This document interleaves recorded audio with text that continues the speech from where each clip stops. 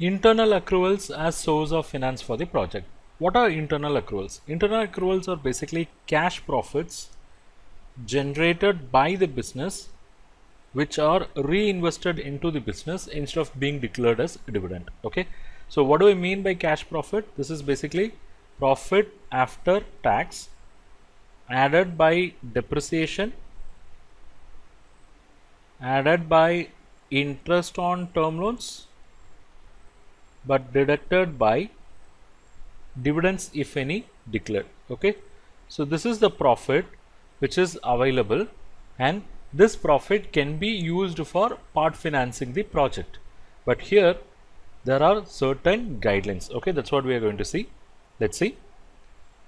If internal accruals are going to be used as a source of finance for the project, the first question is whether sufficient internal accruals are available, because we are talking about future internal accruals. Okay, it means we are talking about the cash profits which can be achieved in future and which can be used for funding the project, and this cash profit is linked with the profit estimate. So the question is whether profit estimates are reasonable. And while arriving at this internal accrual, depreciation plays very important role, because you have to add back depreciation while arriving at this internal accrual or cash accrual. So whether the depreciation calculations are correct, whether you have gone through, you have to validate. Okay, and whether these cash accruals are certified as achievable in TEV report, that should be brought out in the proposal. Now we are going to use this internal accrual for part financing the project. It means you are going to make use of a portion of cash profit. You are going to make use of portion of cash profit for funding the project. Okay, but it is same cash profit which should also be used for servicing the existing loans. So the question is whether internal accruals are available even after servicing the existing loans. Okay, if yes, then yes, we can go ahead with it. But again, a checkpoint is whether current ratio is satisfactory. Okay, it is not that you have internal accruals left over after servicing the term loan. That alone is not sufficient, because internal accrual only goes towards net working capital, goes to fund your current assets in the form of net working capital along with other long-term funds. So whether current ratio is satisfactory or not, that is another criteria.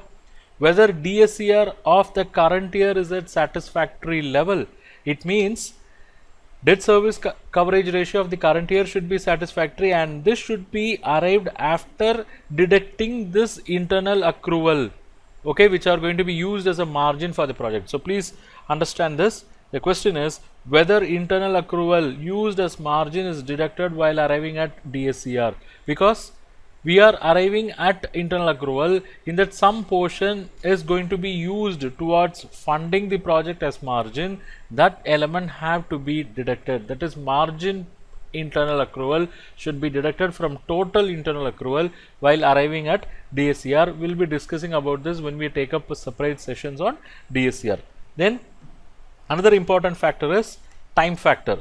Whether time factor is taken into consideration while taking this internal accrual as source of finance, because for example, some project, let's say the project what the borrower proposes, its implementation will get completed in first quarter itself. Okay, then you cannot consider the internal accrual of the entire year, because first quarter means you have only 1/4 of the year, in which case only 1/4 of the internal accrual can be factored. So things like this are all taken into consideration or not should be brought out in the proposal.